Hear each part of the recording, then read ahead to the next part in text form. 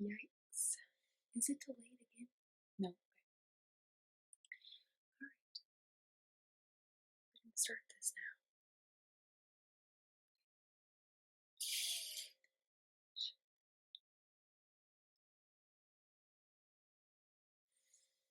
Thanks for tuning in to Get Shook About Books. I'm Anna, and today we are going to be talking about The Westing Game by Ellen Raskin. The Westing Game is something that I've learned recently isn't as well known as I thought it was. It's a book that I read in 3rd or 5th grade, I'm not sure which one, during tag. My teacher had us read it. And back then, it intrigued me a lot. The whole premises of the story and like how it flowed and the mystery of it all. And so recently I was like, I want to read it again. And I was actually able to just a few weeks ago. So I got to do that, and so I decided this is going to be my first book for my podcast. So hopefully this will make you guys maybe want to check it out. Who knows? So I'm going to read the synopsis on the back because this book actually has one. A bizarre chain of events begins when 16 unlikely people gather for the reading of Samuel W. Westing's will, and though no one knows why, the eccentric, gain-loving millionaire has chosen a virtual stranger and a possible murderer to inherit his vast fortune.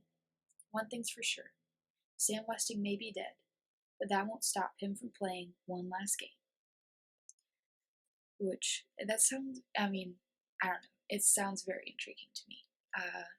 So I love the format of the book. It is very interesting. It has several, the chapters are kind of like interesting in that they like change, not really perspectives, but they like go around to the different people in the book. So basically what happens is there are 16 people who are their group of families. Some people are singles, there's mom and a dad and some kids, or there's even a few men that are alone and a few women, like a judge. And they're moved into the apartment building, which is called Sunset Towers. So they all accept the offers and they move in. Well, shortly after they move in, the body of Samuel Westing is discovered, and then they each get a letter delivered to them that says that they must go to the mansion and hear his last will and testament. Well, for most of them, they're kind of like don't understand what's going on. There's one who is this one of the moms. She is Miss Wexler is very convinced that she is related to this great man who has an enormous fortune. So she says that she is, however, she does not actually know. Then there is a judge who kind of like seems to know what's going on, and then a couple of other people that you're kind of just like, why are they here? And there's even a person who actually is a mistake. They chose the wrong person because they were not careful in what Samuel Westing requested before his death. What happens? So I don't think that's much of a spoiler, but his death is actually discovered by little Turtle Wexler, who is dared to go into the Westing house because it seems like no one lives there. But then all of a sudden one day, there is smoke coming out of the chimney. So she goes to investigate, and when she does, she discovers a body. but she doesn't. I mean, she just runs out of there. She doesn't tell anybody. But then the next day, there's news that Samuel Westing has died, and so it's really interesting. Um, then when the tenants all go to the reading of the will, um, they are read out this strange thing that is almost like a script because he seems to be able to reply to like the ways that the different tenants would react to stuff. Like at one point, I believe it says, let's see if it does. Um, that's not the right page. That's just talking about his death. Okay. No. Hold on.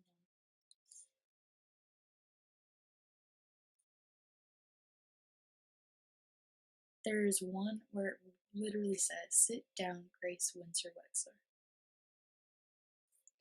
and the attorney kind of apologizes for that because he's kind of like, "What?"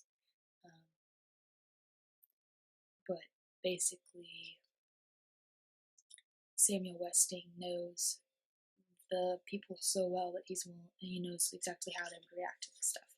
So what he does is he forms teams out of the 16, although not all of them show up for the first meeting, and say that they get $10,000 that they can do whatever with, and then if they come to the next meeting, they get another $10,000, and then they have to like figure out like who killed him because one of them did.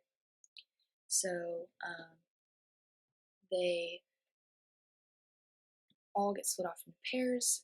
Pretty much no one is happy with who they're paired up with, other than Theodore, this kid that has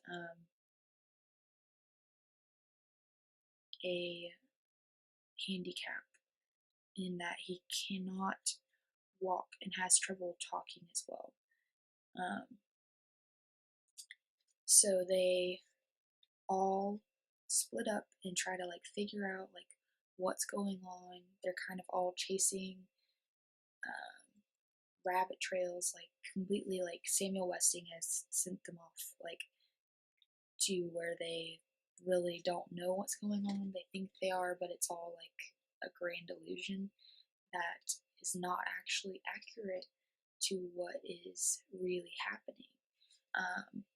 And so I don't want to like spoil the ending or anything, but like the ending is not at all like what I expected.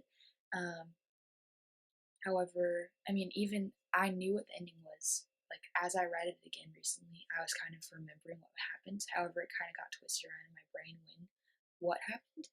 But I remember, like, when first reading it, I was just kind of, like, completely baffled at the way that it went. Because, like, it seems like it's going one way, and then all of a sudden at the very end, it just kind of, like, throws you for an entire loop on, like, what happened, um, who did it, like, what the clues meant. Um, whether or not people are who they say they are, um, who their real identities are, like, and there is a person that does end up winning the game. Um, and that's not expected at all. Like it's someone that you wouldn't expect to win it. But like this, I don't know. This is a book that kind of just like it's very intriguing to me. I know that I definitely will like have it on my bookshelf forever, or not forever, but for the rest of my life. Like I want to have it on the bookshelf just in case I want a quick read. Um, which it may not be a quick read for other people, but it's only 182 pages, which for me would probably take like 2 hours, depending on how into the book I am. I remember when I reread it, I literally stayed up until I finished it, which was not smart because I'm pretty sure I had school the next day, but um, it's just so intriguing that I just could not put it down because I like remembered the ending, but I wanted to read the ending again for myself. But it is a very interesting mystery novel, and it's for like all ages. I think it'd be better for people to read it if they're like above the age of 11. But um, it's just very, very,